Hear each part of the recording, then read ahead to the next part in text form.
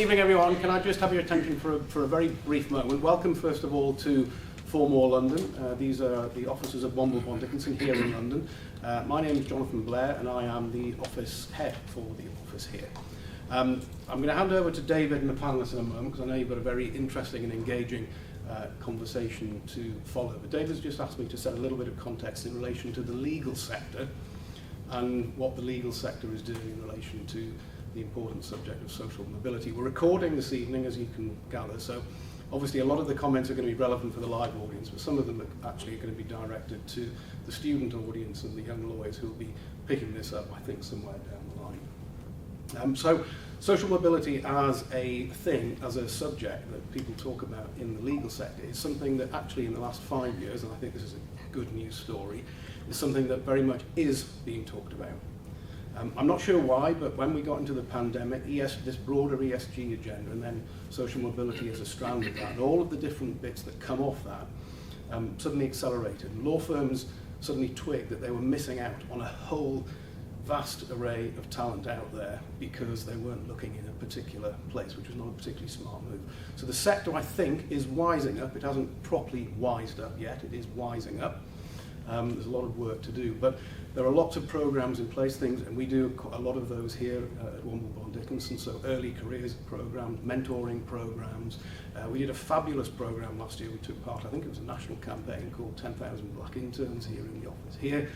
And then for the lawyers of you, either in the audience or listening to this, we also, for the first time last year, used a piece of software called RARE, which is a piece of software which, there's a couple of nodding heads out there, but if you're not aware of, I won't bore you about it, because I'm not a salesperson for RARE, but it's a piece of software that attempts to level the playing field a bit and take into account various different socioeconomic demographics. That's a bit of a mouthful to say. Anyway, I managed to get through it, and try and look at things like, does someone come from a deprived area?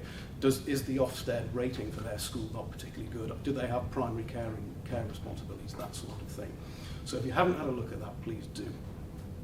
I know that one of the things that you're going to be talking about this evening is accent, and for the sharp-eared amongst you, you might have picked up that I've got a northern accent. And that's because although I've been based here in London for the last 12 years or so, I actually started my career in the north of England. And I'm not going to pretend to be an imposter, if that's such a thing. And I certainly haven't got an Irish accent. But when I started out, in my early part of my career, I'd spent my schooling at a comprehensive school. So I went through the first school, middle school, and high school. I wasn't aware that doors were being closed to me. I should say, by the way, this is the early 80s. Okay, so this is the 80s. But when I applied to go to university, I got one offer, and I was a reasonably bright kid at school. And if you were a bright kid in my school, which I think, what is referred to as a broad catchment area, which is a euphemism for saying that there was lots of bad lads, because that's what we referred to them as in those days in the school. A number took different career paths and spent some time at Her Majesty's pleasure. I took a different career path, and because you were bright, if I was on the art side and was reasonably bright, I was going to be a lawyer, so that's what happened. I was very fortunate in that I got a training contract with a firm called Rag & Co, which is a firm based, for those of you who know, it's now known as Gowlings upstairs, but it was a firm in those days based in the West Midlands. And Rags was a fabulous meritocracy. There were lots of people in that business, lots of partners in that business from the Black Country, which meant that they had very, very strong Brummie accents. And that came through very, very strongly. And a meritocracy, and I was very aware of that as an article clerk, as a trainee in those days. On qualification, I moved back to the northeast, and again joined another firm that had a strong principle around meritocracy called Dickinson Dees. And I won't bore you with the first 15 years. That was a fairly sort of standard career path, I think. But in my mid to late 30s, I felt that I wanted to do something different. So I was fortunate enough, I think because it was a meritocracy, to join the firm's board. And then when I was about 41, 42, I was elected as the firm's managing partner. And I spent the next 14 or 15 years as the managing partner of, first of all, Dickinson Dees, then Bond Dickinson, and what today is called Womble Bond Dickinson. And so I mention all of that, not really for the audience here, but for the students who are listening to this, to say, you might have a different background, you might have a different accent, but but think about what you want to do. Keep opening those doors, keep pushing on those doors, and hopefully you will realise your ambition. David, over to you. Thanks for that.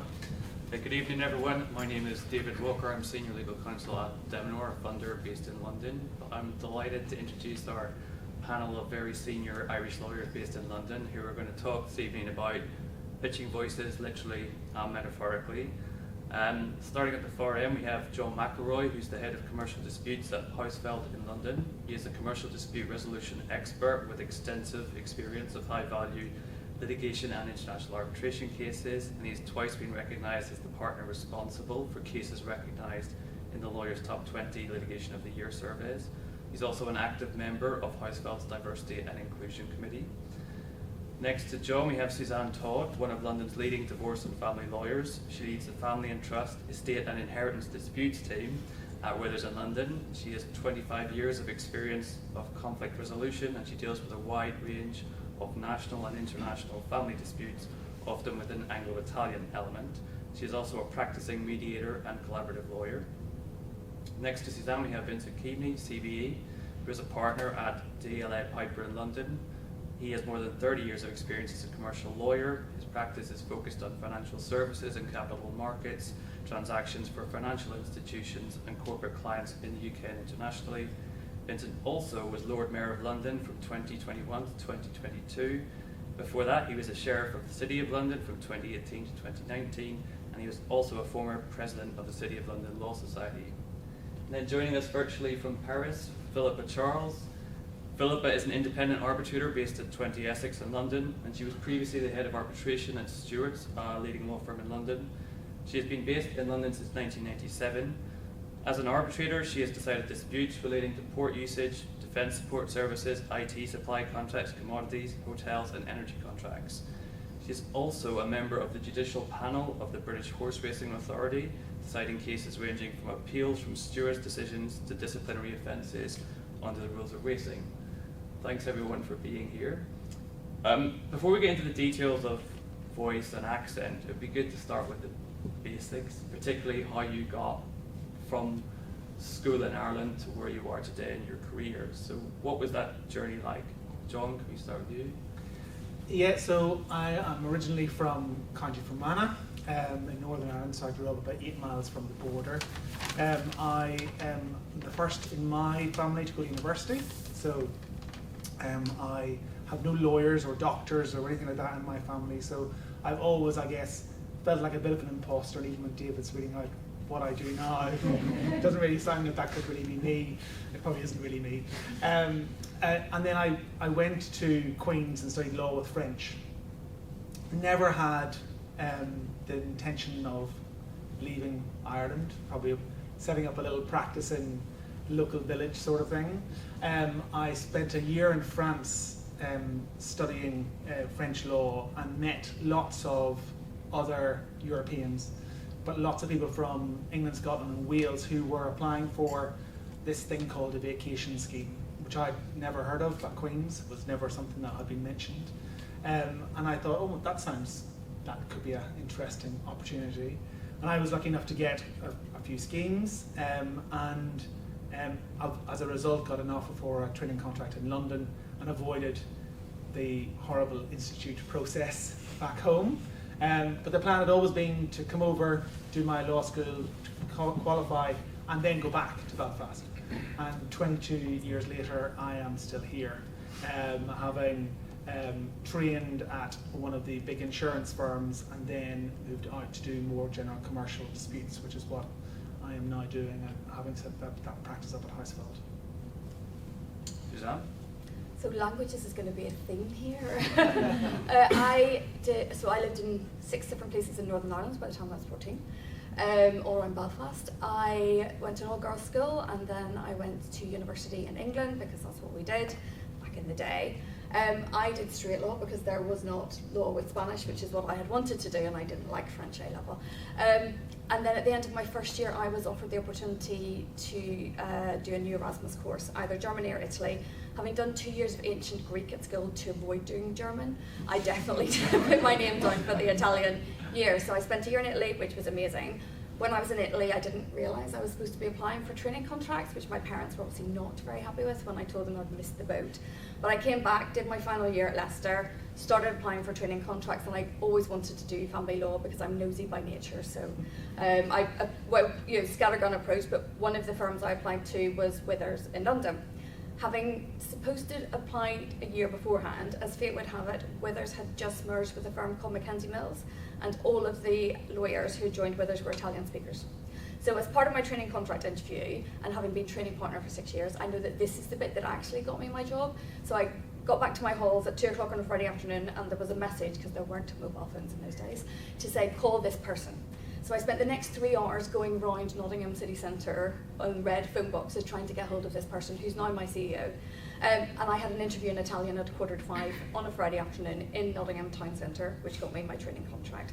So I started with Withers, 1997, obviously the day after the most famous person in the world died. I started the next day in London. Nobody knew me at all. So that was a very interesting first week in London because it was very, very, very crazy.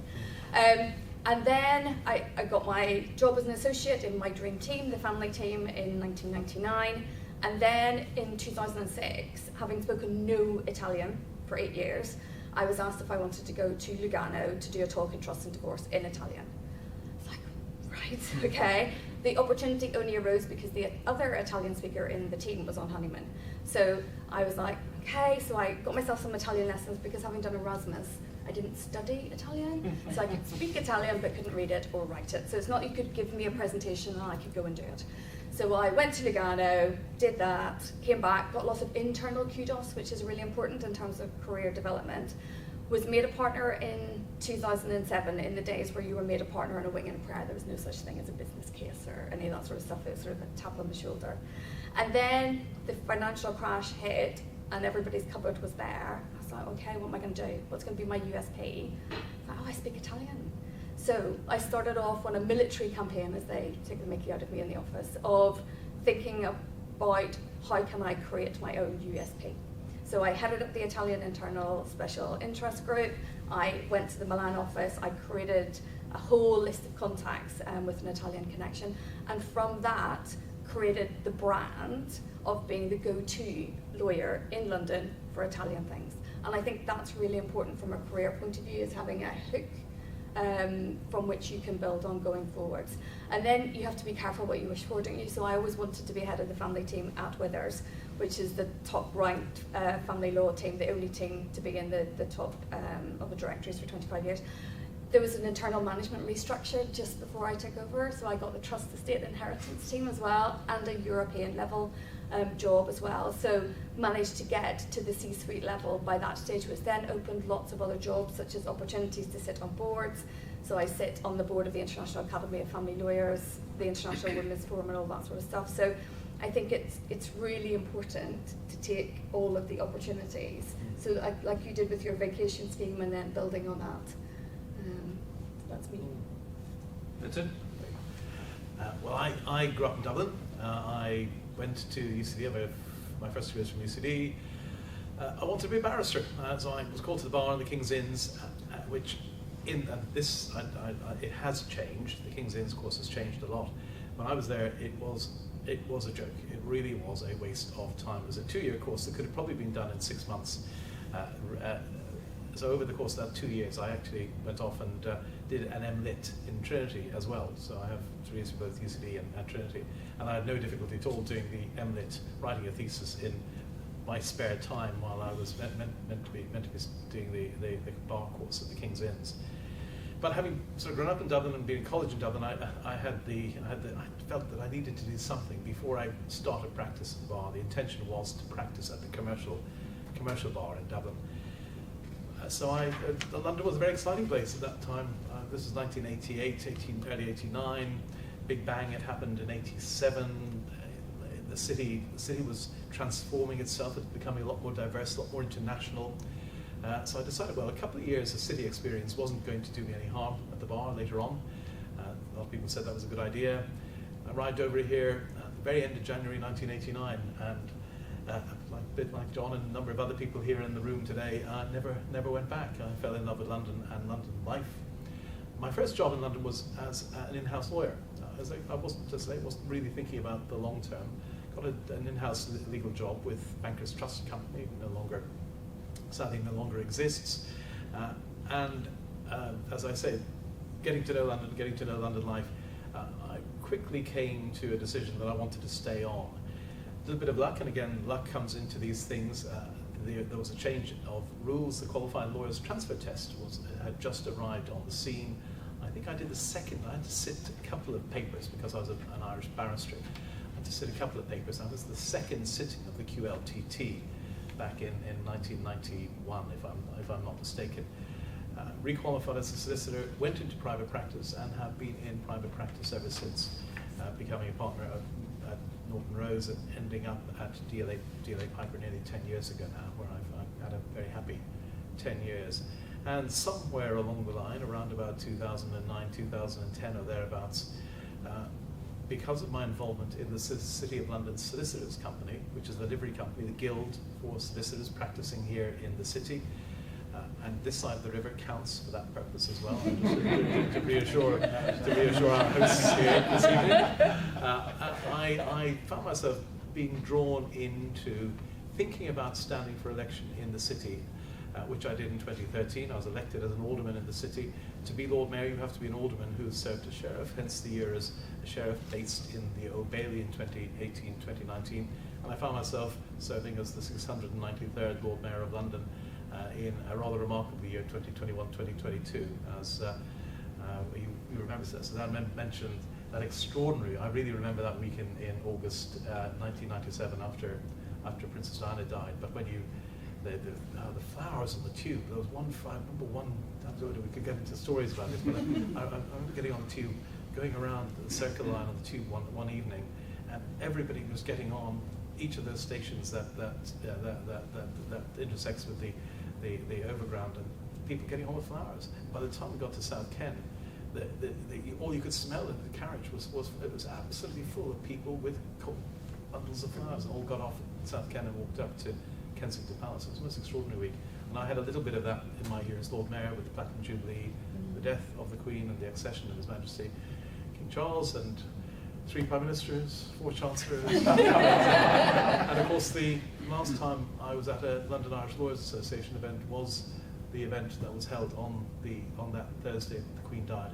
in September 2022. I left the event, got into the car, back to Mansion, put my black tie on in the car going back to Mansion House. We had brought, myself and the staff member from Mansion House, we brought black ties with us, and that tie remained on for the next 10 days. There we are. Thanks. Philippa? Yeah, so like Vincent, I grew up in Dublin and went to school in an all-girls school in Dublin, and I had ambitions doing a law degree at Trinity. And a chance encounter with the careers teacher in my school, who said, well, if anyone wants to apply to universities in England, the deadline's December, but if you want to do Oxford or Cambridge, it's October, led me to have a conversation with my mother, who said, well, why don't you apply to Oxford or Cambridge as a backup in case you don't get into Trinity? Which I duly did, and was fortunate enough to be offered a place to read law at Oxford. And at that point I thought, well, that's the sort of opportunity you don't turn down. So as with some of the other speakers this evening, it's a story of grasping opportunities with both hands. And though my mother offered to drive me to submit my points to the office in Athlone to make sure I got my place in Trinity on the night before the deadline, I opted to stick with my choice of going to Oxford. And again, similarly with the other speakers, I had never intended to stay long term. I thought I would do my Oxford degree and then go back. And then vacation schemes came up, and I was lucky enough to get a couple of vacation schemes, including one with a firm which was then known as Rowan Moore and these days is known as Mayor Brown. And I was offered a training contract by them. And auspiciously enough, my training contract started on St. Patrick's Day in 1997, which I always thought was a good omen. And so I trained at Rowan Moore and qualified into their litigation team in 1999 and stayed and became a partner in 2007. largely because the partner with whom I had been working on international arbitration matters had left. So there was a gap that needed filling, and I was able to step up into it. And about 6 years after that, I was approached to join Stewart's, which, like John's firm, is a litigation specialist outfit, and they didn't have a specialist arbitration team at the time, so I was invited to join and build an arbitration team from the ground up, which I did for 10 years. And at the end of that, I decided that my role in life was to be a decision maker, and I left at the end of January of last year, and have been practicing as a full-time arbitrator ever since. And so I'm joining you from Paris because it's Paris Arbitration Week, and I've been here today doing a speaking event for them. But I've, as much as my parents regretted that I didn't take up the place at Trinity and stay in Dublin forever, I think I'm very glad that I took the step that I did to move to London. I think we'll come on to talk about some of the reasons why it may be a good thing to leave home and strike out on your own. Great. So I guess starting off talking about accents and voices, going back to your kind of early days in your career in London, I mean, one point from my early career that sticks in my mind is someone told me that you've got an accent, I don't know whether you're going to hug me or hit me. And that really stuck with me. I mean, I wasn't massively offended as a litigator, but was there a particular point early in your career or in your legal education where you suddenly thought, I sound different? John, is there anything that sticks out that you think, oh, that's the point I realised? Yeah, I think as soon as I came over here and was particularly doing my training contract, I realised it was the accent. I had a particularly strong accent in comparison to the other trainees who were all, I think, actually all English. There was a mixture. There were people from the north, but there was nobody. There wasn't even anybody as adventurous as Scotland, and so I guess I got ribbed for having an accent. And I know that when I would call home in the office, because there was no mobile phones, you had to use a physical phone in the office, people would say, when you were on the phone to home, we have no idea what you're talking about, because I just spoke so quickly, and the accent probably just came out talking to my mum. But then there were other things as well, just in terms of the phrases that we use. And one story, a funny story I have, is I was a trainee in the tax team, and there was this plant outside our office which was sort of blocking part of the way of the hallway, and the partner said, can you just get that moved? And so I went to the office manager and said, you know that plant that's outside our office, it's in the road, can we get it moved? So she said, oh God, how did it get there? I said, well, it's been there, it's always been there. And so I just left it at that. I didn't really think any more of it. Went back to the room, and sort of like later on that day, it hadn't been moved. So I went back to her and said, you know, it's not been moved. It's still there. She said, but I've been outside, but I can't find it. It's still in the road. And I suddenly clicked that in the road. She literally understood that to mean on the roundabout at Aldgate Circus. And I had to bring her around, because these things that you take for granted, especially having only moved over, like just people didn't understand. And that was, I guess, a funny story where we've all laughed about many times over the years. But one of the things that does stick in my mind, and I think we'll come on to this later as to how I don't think that will happen anymore. But when I got offered my position as an associate at the firm I trained at,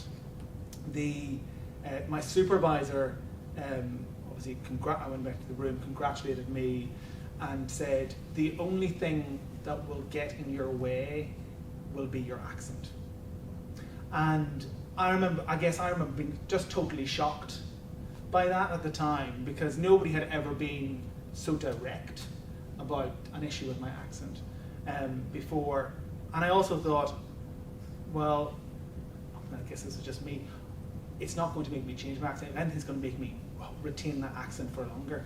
I also look back, and that individual was a son of a baron, So it was probably the most extreme, different from a young Irish guy growing up in a farm in County Fermanagh to the son of a baron who had gone to St Andrews University and had a very different upbringing from me. And I think I also look back with a bit of satisfaction that I've been a partner for 8 years and he never made a partner. So so it's those little things that you sort of carry with you, and it's sort of that was a chip on your shoulder sometimes is there for a good reason, just to remind you that actually you can do whatever you want to do. Sam? So quite a simple, two points that sort of stand out for me, one at the beginning and one further on in my career, but one very similar to John. As I'd qualified, we were in the pub on a Thursday night with 2 partners. This particular partner was sending his sons to Eton for business development reasons as a divorce lawyer. But we'll put that to one side. And he said to me, "You are never going to make it in London because of your accent." And this other partner tried to help him dig himself out of this hole, and I said, "Well, I'm really sorry, because that is fundamentally who I am and part of my DNA." And he left the firm quite soon afterwards because we merged. We did the first transatlantic merger with a private client firm, and he didn't like that, so he left. And when I was made a partner in 2007, I went up to him at a drinks party and said, "Hi." He obviously didn't remember the conversation at all. Anyway, so I made a partner in 2007. Then in 2017, when I was made head of the team that he had been in, and to be fair to him, he had seen me from a pub and he came out in the middle of the day and said hello. I was like, "Hi." So just like to let you know, now I've been made head of team. Again, he won't have remembered that conversation at all. But again, very pleasing, but also that's the sort of thing that makes us go, well, fine, but we'll prove you wrong. And then in 2014, we had what was termed in Withers as a partner excellence program, a pep talk, as it were. And we had to do horrendous role plays and all that sort of stuff. And what I had never realised, as someone from Ireland, is that because of our little phrases, there is never any silence, so there isn't. And when you are a head of a team or working with clients, you have to give them space to let them come in and be part of the conversation. And I have spent the last 10 years, I'm quite sure for the first 5 years I was qualified, the clients just nodded and thought, I have no idea what she's telling me to do, but that's okay. So I have just thought consciously about the fact that we have all of these fantastic phrases but mean that there is never any silence. If you're in a conversation in Ireland, there are like 6 conversations happening at the same time. So that's a sort of a more positive, just think about it and how we can actually help people as opposed to the other stories. And I think there's some perceived advantages and disadvantages of having an Irish accent. I mean, some people would say that having an Irish accent takes you out of the class equation because people don't really know where to box you in. Then there's other people who'll say, well, people make a lot of assumptions about you based on your accent that are negative. Vincent, do you think there's been times where it's either helped or hindered your career over the years to sound Irish? Yeah, I think there. I think Suzanne's points about the speed at which we very often communicate and some of those phrases, they're absolutely right. But I've often thought, while you have people in the room who are trying to keep up with you or figure out what you've said at all, that you've also got people who, possibly because they're so focused on mentally processing all of that, that there's lots of things that they don't focus on and don't process, which they would if they were listening to somebody speaking with a typical English accent, say a southeast English accent or something. That's we've got accents. English accents themselves raise a whole series of issues. One of the things I'm doing at the moment is chairing an organisation which I set up in my year as Lord Mayor, Progress Together, focused on promoting greater socioeconomic diversity in the financial services sector. We're looking at actually retention and progression, not entry level. Much like the legal profession, lots of good things are happening in the financial services world to get people in from a much wider, more diverse range of backgrounds. That would have been the case even 10 years ago. But it's actually hanging on to them, promoting people through the ranks and getting people into senior positions is the real challenge. And class is a big issue still in England. It really is. I mean, it's so hardwired into British society that one of the advantages of being Irish and speaking with an accent which doesn't fit into the class pattern in England is that you can in many situations get a bit of a bite. You're not judged by the same lens is not applied to you as would be applied to somebody coming in speaking with a sort of a thick backcountry accent or a Geordie or whatever accent. We do manage to avoid those judgments. Now, other judgments are being made as some that we've already picked up, but you can dodge that particular bullet, which is still a real issue in financial and to an extent professional services careers here in England. Philippa, do you think it's helped you, hindered you? I mean, I think certainly at the time when I was a trainee, it was a point of distinction with some of the other trainees in my intake and other people at my level. The Irish one with the big hair, which remains the case to this day, I suppose. I think it may have helped in certain respects, because I actually think, Vincent's talked about the fact that people, when they listen to you, are having to listen that bit harder to appreciate what you're saying, and I think perhaps sometimes it gives you a level of gravitas and cut through that perhaps others don't have. And the distinctive way in which Irish people speak, including the fact that we generally have a very broad vocabulary and a really neat turn of phrase, makes us memorable. So I think it certainly is the case that being distinctive can be a real help in one's career. I think London's obviously now much more diverse. London law is now much more diverse than it was when I was a trainee. But what I would say is that I think English people, and this is a terrible generalisation, but they do the same to the Irish. So, but English people generally don't think that deeply about where someone's Irish accent comes from. They might be able to identify you as Irish. They probably won't be able to identify which part of Ireland you come from, and that, in a way, is a challenge, because as much as it is, as Suzanne says, it's your DNA, it's who you are, it's where you come from, and obviously you're proud of it. It can be tempting to get into the nitty-gritty with someone who has perhaps noted that you're Irish, but hasn't really taken on board the fact that there are various different flavours of Irish. But I think overall, I've never found it a hindrance in my career. If anything, it's been a help to just slide through and impress people with the force of what you say, if not indeed the content.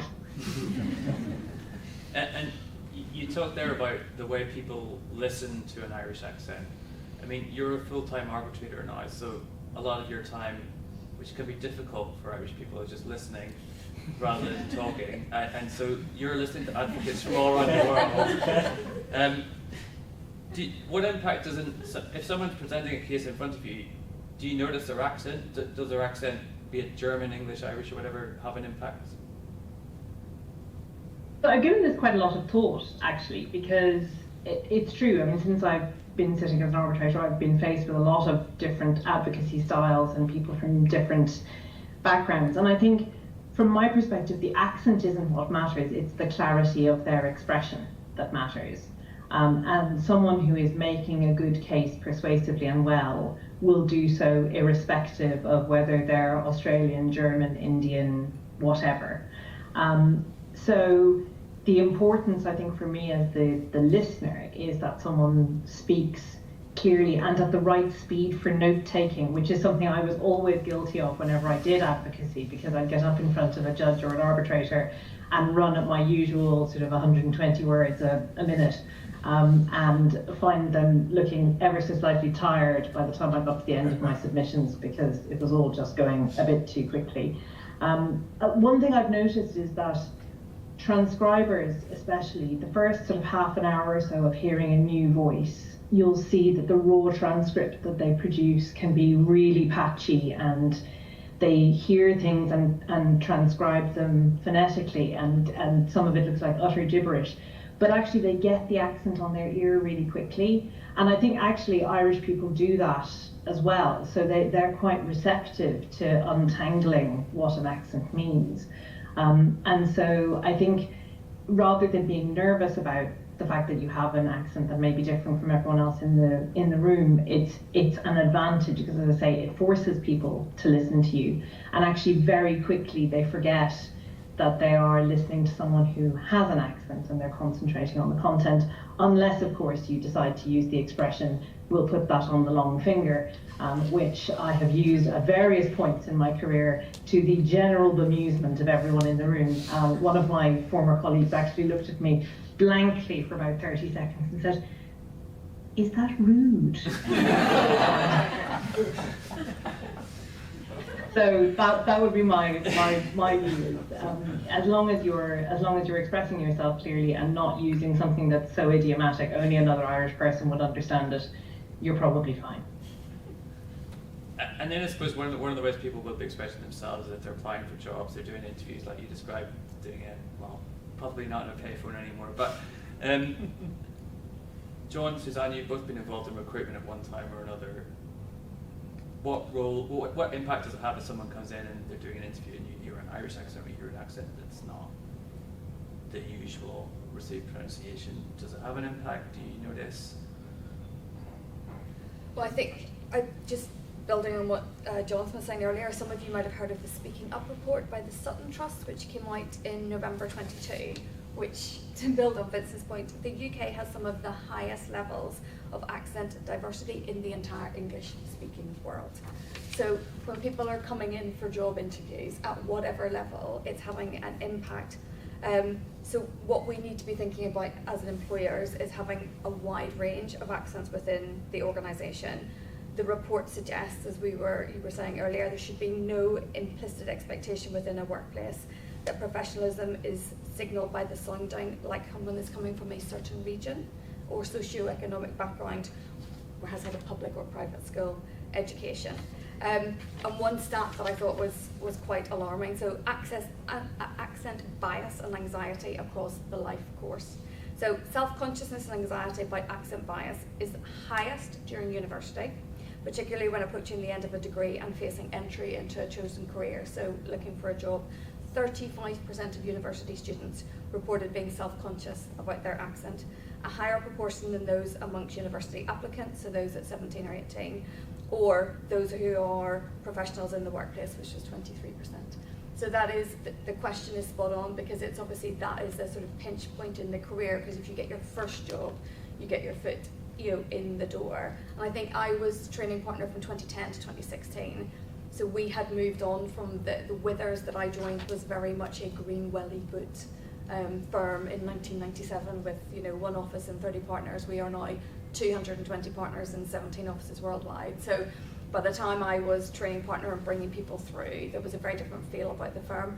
We've used RARE for 8 years, and it's really, really positive to see the difference now in terms of recruitment from all areas.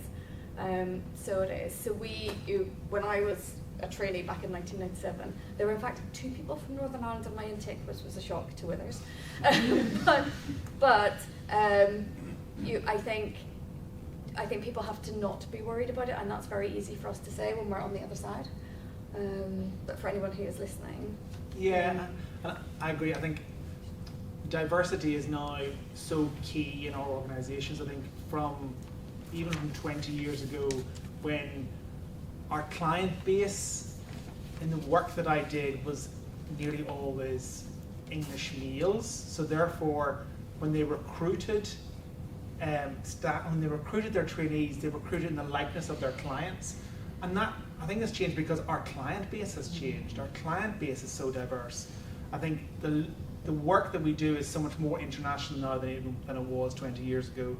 Especially I think in litigation and arbitration, which I do, where there's not really I don't think there's a case that I have probably done in the last 5 years that doesn't have at least some international element to it, whether it's a client overseas or you're using a foreign lawyer, or so therefore you need that diversity. So diversity of accent is and language skills are really important. So I think I almost feel it's almost the reverse now of, if you are a Southeast England male, you're probably at a disadvantage from actually having an accent and having something different about you that helps you stand out. Because I know when I was training principal as well, but now sort of responsible for recruitment into the team.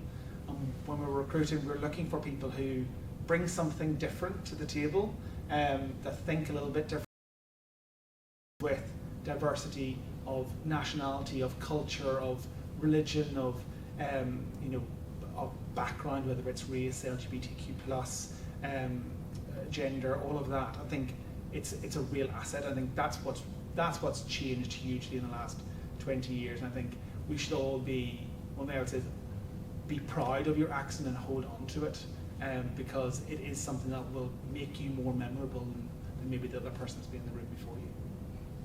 Philippa, have you perceived a change like they've been speaking about in the time you've been in your career about the perception of accents generally? Yeah, I think as the workforce in the law has become more diverse, I think much less import is placed on someone coming from a different background. And as John said, the makeup of the client base has changed hugely. If you work in international arbitration all the time, as I did and now still do, even if you're London-based, almost all of your clients will tend to come from outside of the UK. Many of them won't speak English as a first language, so actually dealing with an accent is probably less of an issue for them than dealing with the foreign language itself. And as John says, language skills are a huge advantage. I mean, I did French and German up to leaving cert level, and in the last few years I've taught myself a bit of Italian and a bit of Spanish, not enough to work in, but enough to put someone at their ease when they come for a meeting, and enough for me to be able to follow what's going on in most kind of casual conversations. So I think it is much less of a concern than it used to be. And I would say for anyone who's contemplating taking the step of either moving away from Ireland or sticking with a career in London or in England, as opposed to going home, there really shouldn't be any barrier in the way to doing that just by virtue of your being Irish. And actually, I hate to use the B word, but post-Brexit, Irish people are in a distinct position by being both EU citizens and having the right to live and work and vote in the UK without needing to apply for residency or naturalisation or any of those things. So I think we have a very privileged position in that respect, and we shouldn't be afraid to take advantage of it. I suppose a question for all of you. I mean, do you think have you modulated or changed your accent, do you think, either intentionally or not, in your career? And if you have changed the way you sound, do you think you've compromised any identity? I mean, I think, Vincent, if we can start with you, I mean, you must have done a lot of speeches in your sort of ceremonial political roles. Do you think you've changed it? And if you have changed it, have you changed some of yourself in doing that? I absolutely have changed it. I mean, part of that is probably 35 years in London. You do, over time, the accent becomes, I mean, everybody says it, they can tell when I've been back in Dublin for the weekend. On the Monday, my secretary, my PA, always comments on the accent being a little bit more obvious than it would have been on the Friday afternoon when I was heading over. So absolutely, I think it's a natural thing that happens for some people. And I gather if you're more musical, for instance, people often say that people with a musical ear tend to pick up the accent of the environment in which they're living in more readily than others. So I think that happens. Did I do it? I've never been conscious of doing it deliberately. I certainly, when I was in the roles I've been in, required to deliver big speeches on big occasions, I'm very conscious of the need to deliver those in a way that you're getting the message across, people understand what you're saying. And that itself is a skill. It's also very interesting when you're working with professional speechwriters to see the way that they listen to you, pick up your speech patterns, and write to those speech patterns as well.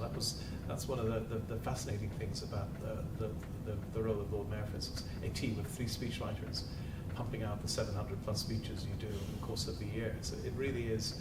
I found that very interesting. The whole question of identity raises all sorts of bigger issues, and it certainly was something as the first Irish national to serve as Lord Mayor at times of the I mentioned in the introductory comments, that real moments of national history from the UK's point of view, the Platinum Jubilee and the death and accession in September 2022. I was hugely conscious of my Irish identity at the same time as fulfilling a constitutional role. The Lord Mayor attends the Accession Council, for instance, after the death of the sovereign and the accession of the new sovereign. And I was very conscious of the unique position that, as an Irish national, the first Irishman to hold that office, seeing the British Constitution up close and in action in those moments was a privilege. But I wanted at the same time to ensure that my Irish identity continued to be recognised throughout my year as Lord Mayor, and indeed throughout my life. And I think I've managed to achieve that. Perhaps for others to judge, but I think I've managed that Irish strand remained a constant through my mayoralty, and I hope it remains a constant through every other aspect of my life as well. John, do you think you've become less Fermanagh? You can take the man from Fermanagh. No, I've definitely slowed down. You may not think it, but I have. But I think that wasn't it was just I guess a necessity of just needing to be understood. But when I go home, like, my friends will tell me they're just sound English now, and I've lost all my accent, just again to wind me up. But I think I have. It's obviously mellowed. You spent 20 plus years here, surrounded by people from all over the world. Your accent is going to mellow. But it's definitely not been a conscious thing. If anything, it's been conscious. I'm really conscious of making sure that I don't. I do know people, I'm sure we all know people who go on holiday for 2 weeks and come back with a different accent. And I never wanted to be one of those people. I think I'm very proud of where I came from, and when I go home, I always want to still fit in. But it's more I think it's more the speed of the speech and taking out those phrases that people just don't understand. Like one other, like they're just words that are part of our vocabulary. When I moved over first, you're talking about what you maybe studied at school, and one of the things I would have said was I studied A-level maths. People were like, what is that? What subject is that? And it's like, you have to say, I never say maths anymore, it's always maths. You just have to pronounce words sometimes in a different way because you just know they won't be understood. But it is just to fit in, to make your life easier rather than to change. Suzanne, did you prove the partner right? So I don't think I have consciously changed it. I think I'm helped by the fact that my husband is from Northern Ireland. My boys are gutted that they have a pure South English accent and haven't picked up any Northern Irish twang at all. But apart from trying to slow down and be understood, I think I have tried to keep it going. So I didn't prove it. Philippa, do you think you've slowed down, or do you think you're changing yourself if you change the way you speak? I'm certainly aware, I've been told on numerous occasions, much like Vincent, that when I've been talking to family on the phone and then come back into the office environment, everyone knows I've been on the phone to home because I sound that bit more Irish. It's certainly never been a conscious decision to speak differently. And I'm incredibly proud to be Irish, and I would not want it any other way. I mean, for the career I do now as an independent arbitrator, being an Irish national who's English law qualified is actually very, very good for business. But I think, as others have said, it's about fitting in. It's about enabling people to understand you and building bridges that way. And I think as much as one picks up the vibe around, the people who are around you all the time, it doesn't take away the essence of who you are and how you speak, and nor should it. And I think it's a very positive thing to have, Irish accents heard. And Vincent, what I would say is, when I heard you making speeches, particularly after the Queen died and the King was declared the new King, the thing that struck me most forcefully was your accent and how delighted I was to see someone Irish in that capacity. So it does make a difference. It matters to other Irish people to hear Irish people front and centre. And conscious of time now, but as part of the Trailblazer program, we're doing a series of talks like this on how to become a lawyer in London and why you might want to do it. If there's someone listening to this right now who's in school or university or started their legal career and they're sort of thinking, I'm not sure I sound right for this, is there any advice you would give them, or they're worried about fitting into that world? Is there any advice you would give them, John? I think the one thing I would say is that we Irish as a group are very good at supporting each other, and don't ever be afraid to ask the question to get some help. Like, if that person you reach out to can't help, they will find somebody else who can. And I think that's why these organisations like LILA and the other Irish organisations here in London are great opportunities to meet people if you're here, but also just use the alumni associations at your universities. Make sure that if you do know somebody who's in London, just to ask the question, to have a chat. Like, I've never said no to anybody asking for work experience any firm I've been at, when they're coming from Ireland. I've never said no to anybody, but they've always been Irish, because they're coming to me because they're looking for a way in, and that might be they're Irish, of Irish parentage in London, and they don't know anybody in the legal system here, and they know me, or they're from universities at home.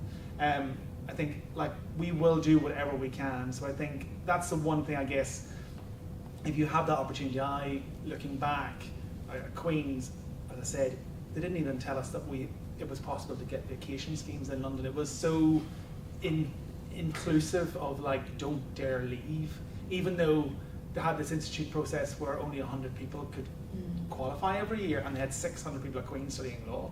That the doors weren't opened to going elsewhere. I think now they definitely are, but just make sure to use those opportunities. The alumni associations, they're there. I'm a mentor with the Queen's University Association, and I have done that for years. So every year I have somebody who reaches out through that, and I have conversations with. Make the most of those opportunities. Don't be afraid to ask. Suzanne? I completely agree. Nurture your contacts. It's something that I don't think we did 25 years ago, and it's really important. I think decide what you're going to be very at. What's going to be your USP? What are you going to do? Know your strengths and weaknesses. Write them down. Work on them. I think remember that your career is a marathon and not a sprint. And as part of that, you need a really good support network around you. I used to joke about the Holy Triangle, which was my husband, my PA, and the nanny when the boys were small. But that's, in the different contexts at the different ages and stages of your career, that support network is really important, because we work in the City of London. It is competitive.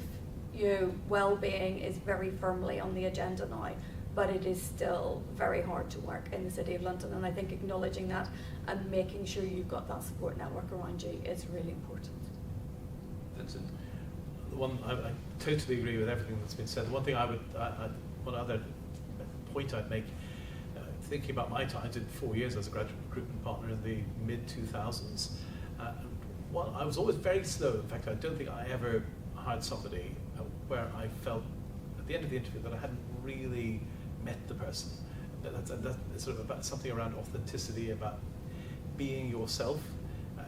If I sat across the table from somebody and they weren't being themselves, I guess that was the impression I had, I would be very reluctant to take them on. You have to really get to understand and know the person that you're bringing into the family. there's only so many places. They're valuable places, and you want to make the right decisions. And so I would say that would be one piece of advice I'd give to that aspiring legal community that we're talking to tonight, to be themselves, to be authentic in presenting themselves. And if that means that they're talking in an accent which is not a Southeast England English accent, well and good. I mean, be yourself, and you will find there will be a place for you and a route through. Oliver? Yeah, the only other thing I'd add, because I agree with all of that, is sometimes Irish people can be a little bit begrudging about people who go to England. And certainly both me and my sister had people say to our parents, not necessarily to our faces, but to our parents, what would they want to go to England for? And, you know, it's very easy sometimes to let someone get under your skin and to say, not in so many words, you know, do you think you have the notions that you can make it in Ireland, and make it outside of Ireland? Do you think you're better than everyone else? And the reality is it takes a lot of guts to move country, even if you're going to the next door country. It takes guts to set yourself up in a career and in a profession where you don't necessarily have any support from family or friends or connections or whatever else. So if you're doing it, you are already braver than all of the people who are naysaying you, and you should be proud of it and push on, because as Vincent and others have said, you will find your tribe here, and there's an awful lot of Irish people now in the London legal market, and we'll welcome you with open arms. Great, thank you. Does anyone have any questions? Picking up on Philippa's mention of notions, no one I am close to back home ever accuses me of having notions, because they know me and they've known me through my life. But I go to the pub at Christmas and I see people that I haven't seen in 10 or 15 years, and they accuse me of having notions. Does that happen to the panel?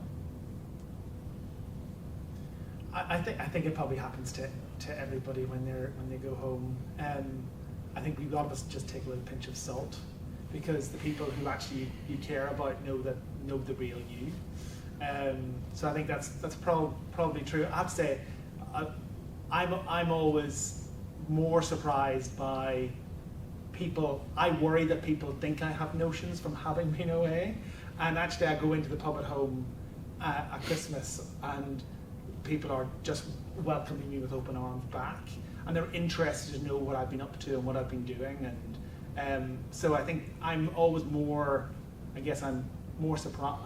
I have that, sometimes I have the expectation that people think you've got some notions because you've gone away and, you know, you've done something, and I think one of the things that's quite amusing, when I got promoted to head of commercial disputes, my sister at home in our local paper wanted to put it in the paper, and I was like, there is no way you are putting me in the paper. Banagher does not mean that I am head. But it's one of these things that people at home, a lot of people she was really proud, and people at home were really proud of it. But I just felt like you're just offering it on a plate. I've got notions. I've gone beyond myself. But yeah, I think if that answers the question from my perspective. But this, of course, this isn't just an Irish thing, although Philip's point about a little bit of begrudgery being an issue, that is absolutely, but it happens. I think there's a bit of a thing about, of course, London and the rest of the UK as well. That's also relevant. I know lots of my friends who talk about heading back to whichever part of England they come, and of course their accents have changed a bit too. These aren't just Irish issues. They'll have the same thing when they go into the pub, and I'm sure, John, you've probably seen that yourself. I get my head kicked in. Or anyone else? Yeah. Well, having a sort of accent from in and around Belfast, I was never really conscious. I went to uni in Newcastle, but then whenever I moved to London, that was the first time I remember being conscious of my accent. And one particular call with a client in my first seat, whenever he said it thought it was a bomb threat, Sort of thought that was funny. And it's an interesting thing, as a Northern Irish person, I think you're also expected to be a bit of an expert in 1,000 years of Irish history. I'm just interested if you've got any tips on sort of sidestepping those sort of boring conversations in pubs with members of the legal community who haven't necessarily got that background. I mean, I had one horrific experience where I was at a drinks party and someone heard my accent, and the next thing they said was, "Are you Protestant or Catholic?" And I was so shocked. Yeah. I answered the question, and that night on the train on the way home, I was like, what on earth did you answer that question for? That was ridiculous. And I think you attack it head on. So you do, and I think what is good is the longer we get past the Good Friday Agreement, there is less association with those sort of things now, with the accent, which is more important.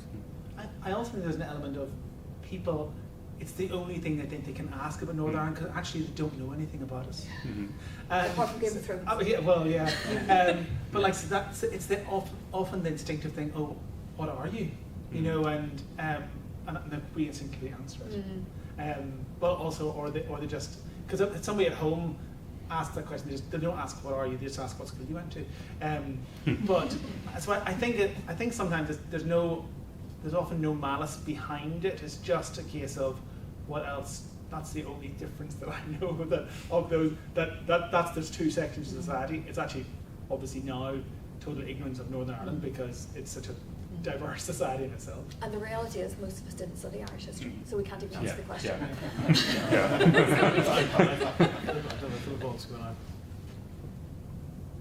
Oh, we thought you were going to say something. all I was going to say is, the things that I used to get thrown at me were, oh, don't let Philip anywhere near the potatoes, there'll be none left. And famine jokes aren't funny either. But I think it comes from a place of wanting to recognise your nationality in some ways, and it should never be taken as an attack on you. I think a lot of people genuinely are curious but ignorant, and so those kinds of questions are really coming from a desire to be better educated. But by all means, talk about something more interesting instead. I think deflecting with a bit of humour and that sort of thing is the way to deal with it today.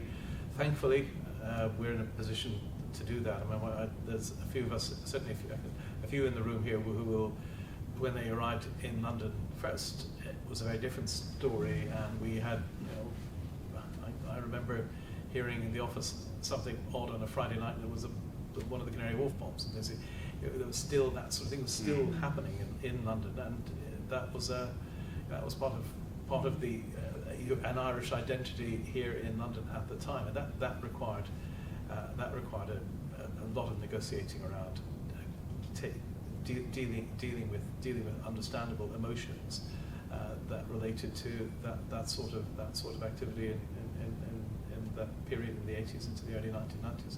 Thankfully, we're not dealing with those sorts of issues any longer. So as the years go by, the pain and the suffering that it has, not to those who are directly involved, but of course more generally, that is less of an issue now. I think we just time for one more. There was one somewhere else. Yeah. Yeah, one question I was interested to ask. So when we were, as part of the Trailblazer program, we were speaking to universities about why it would be brilliant for people to be engaged in it. One thing that came up was actually whether or not trying to become a lawyer here in London would allow people to benefit from more of a meritocracy than the qualification routes back in Ireland, the two different ones. And I was just wondering if you had any particular view on that, if obviously you're all based here now, if you ever came to a conclusion that it would be easier to build your career here than even taking on the chin those kind of weird comments that I think quite a few of us have had. Unfortunately, whether you think there's a greater chance for a meritocracy here than there's sometimes, I only have an insight into the northern one, unfortunately, but the slightly archaic process for qualification back home. That's probably it's a really interesting question. Because I do think the way the city now operates, and it's not perfect, but good people get ahead, and for lots of things we've been talking about, I think bear that out. What it's like back in Ireland, I think we've all probably been a little bit distant from it. But my sense is Ireland has the Ireland I grew up in the 1970s, and it was a very flat society. There wasn't really. I mean, there were. I went to a school called St Michael's Private School in Dublin, but everybody in that class, pretty much, we were all. We had uncles on farms down the country. It was very. It was a very flat society. I think inherited wealth now is the growing levels of intergenerational wealth transfer. It's a much wealthier country than it was in the 1970s, the early 1980s. There's no comparison at all. With that, I think there is a sort of a growing sense of social difference in Ireland, and I think there's challenges that Irish society has got to deal with. I suspect, I don't know, but I suspect that probably feeds through in professional life as well. But there are a number of people here in the room who are better placed than I suspect the three of us, and Philippa to comment on that. I think it's quite interesting because I'm certainly seeing people who are getting the best of both worlds. So they're living in Northern Ireland, but they're working in London. So they're arriving at London City, doing 2 or 3 days. I have someone who works just near Bournemouth Beach, who works in one of my teams, and he comes over every other week. And I think if you roll back to when we all started, there would have been significantly more opportunities in the London market, whereas now there's been so much in Dublin and in Belfast, so much growth. And if you think of all of the worldwide businesses that are based in Dublin and the legal opportunities with them, in the north there's a lot of opportunities as well. So I think there are more opportunities in Belfast and Dublin, Cork as well, than there would have been in the past. And I think we're going to see more people have the benefit of London salaries, if they're willing to do that. The Cork, Dublin, Belfast, those 3 flights. It's a proper commuter route now, so you have the opportunities that present themselves in London and that sort of international platform, as well as having the benefits of being at home, lower property prices, and I think that'll be interesting to see because it was a big change post-COVID. Great. Well, I think Michael's going to do a couple of words about Trailblazers. Yeah. But before you do, I just want to say thank you to the panel. Thanks a lot for your time, for your wisdom, and much appreciated. So thanks a lot.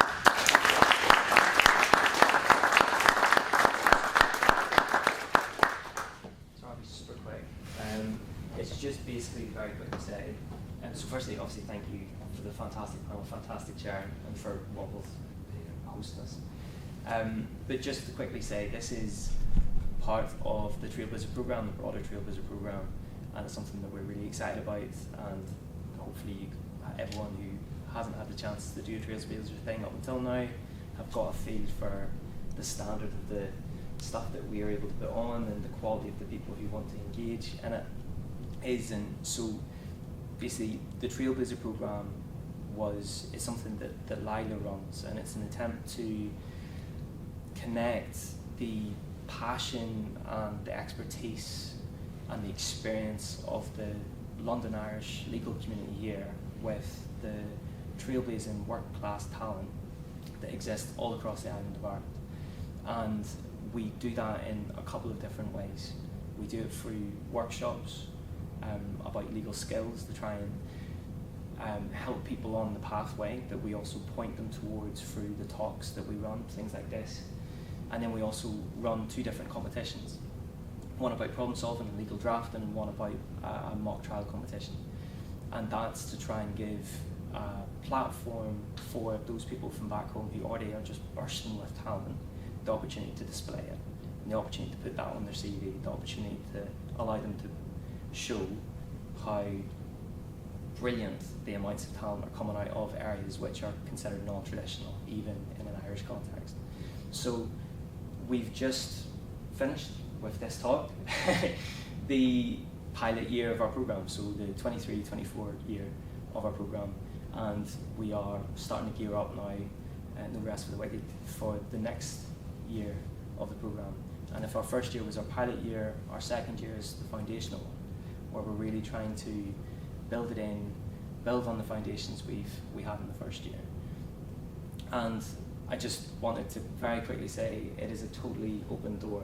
If anyone wants to be involved at all, whether it be your own experiences, your own ability to run workshops or be involved in talks or help administer things, we've got a working group which is full of a fascinating collection of people from across the industry who want to get involved.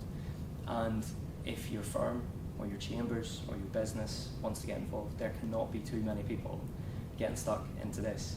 And for everyone who didn't have the benefit of being able to see the kind of crescendo of the programme about a month ago, we flew over two fantastic individuals from Munster, two fantastic individuals from Ulster, and they both competed in the RCJ in front of two High Court justices. Most of them had never done any kind of mooting or mock trials before, and they were outstanding, like ridiculous. The only downside was, particularly in the context of this talk, none of them believed that I was from Ballymena, because they said, how could you be if you've got such an English accent, which was slightly devastating. But anyway, totally over it. And so basically the talent that we tapped into, even in our pilot year, was just totally outrageous. So, and that was people from access backgrounds. That one of the most beautiful things that we heard independently from the two school pupils who we flew over was on finding out they both cried, just in like total shock, and that it was an opportunity that they never would have even considered. And that's the ability that we have within this room, within this community, within this industry, to build something for that has a real tangible impact on people. So yeah, we've got open door, and just get in touch with any of us from LILA if you're keen to get involved in any way. But anyway, thank you very much, and I'll shut up now. Everyone can get into the